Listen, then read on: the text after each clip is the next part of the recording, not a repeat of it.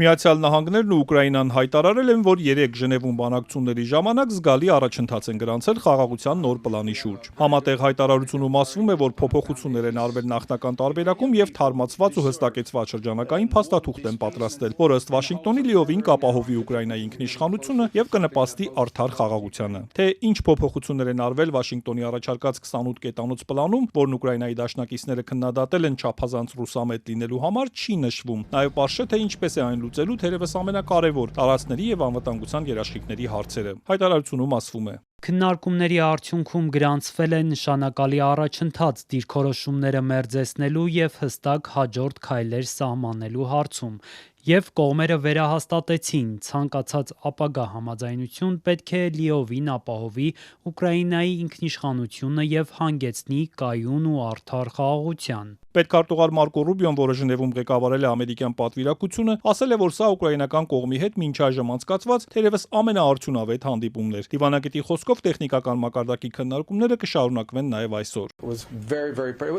Սա շատ, գուցե ամենաարդյունավետ օրն էր մեզ համար այս հարցում, գուցե մեր ողջ փոխգործակցության ընթացքում, բայց դեռ շատ աշխատանք կա անելու։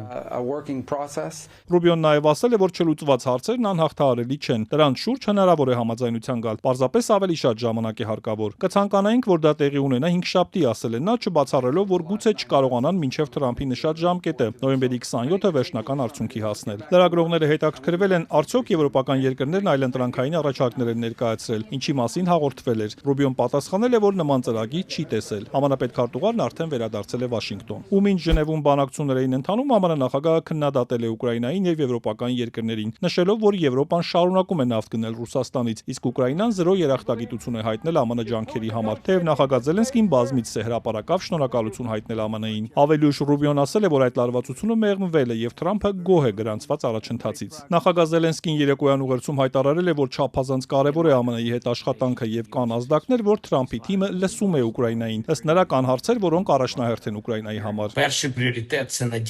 Գլխավոր առաջնահերթությունը հուսալի խաղաղությունն է, երաշխավորված անվտանգությունը եւ մեր ժողովրդի նկատմամբ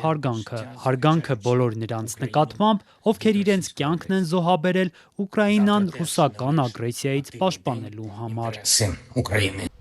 Այսօր Զելենսկին հայտարարել է, որ շարունակում են աշխատանքները փոխզիջումների հասնելու համար, որոնք ոչ թե պետք է թուլացնեն, այլ ուժեղացնեն Ուկրաինան։ Հիմա շատ վճռորոշ պահ է, ասել է նա։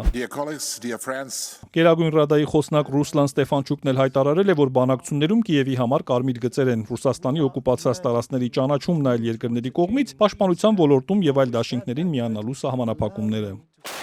Մոսկվան հայտարարել է, որ դեռ չեն ստացել խաղաղության պլանի նոր տարբերակը, իսկ ռուս-ամերիկյան պատվիրակությունների հանդիպում այս շաբաթ նախատեսված չէ։ Կիևի եւ Վաշինգտոնի համատեղ հայտարարությունից առաջ 3 Եվրահանձնաժողովի նախագահը հայտարարել է, որ Ուկրաինայի սահմանները չեն կարող ուժով փոխվել, իսկ երկրի բանակը չի կարող կրճատվել, քանզի դա թե Ուկրաինան, թե Եվրոպան խոցելի կդարձնի հնարավոր հարձակումների համար։ ԵՄ-ն պետք է կենտրոնական դեր ունենա խաղաղության համաձայնագրում, ասել է Ուրսուլա ֆոն դեր Լայենը։ Ուկրաինան պետք է ունենա ազատություն եւ ինքնիշխան իրավունք ընտրելու իր սեփական ճակատագիրը։ Նրանք ընտրել են եվրոպական ուղին։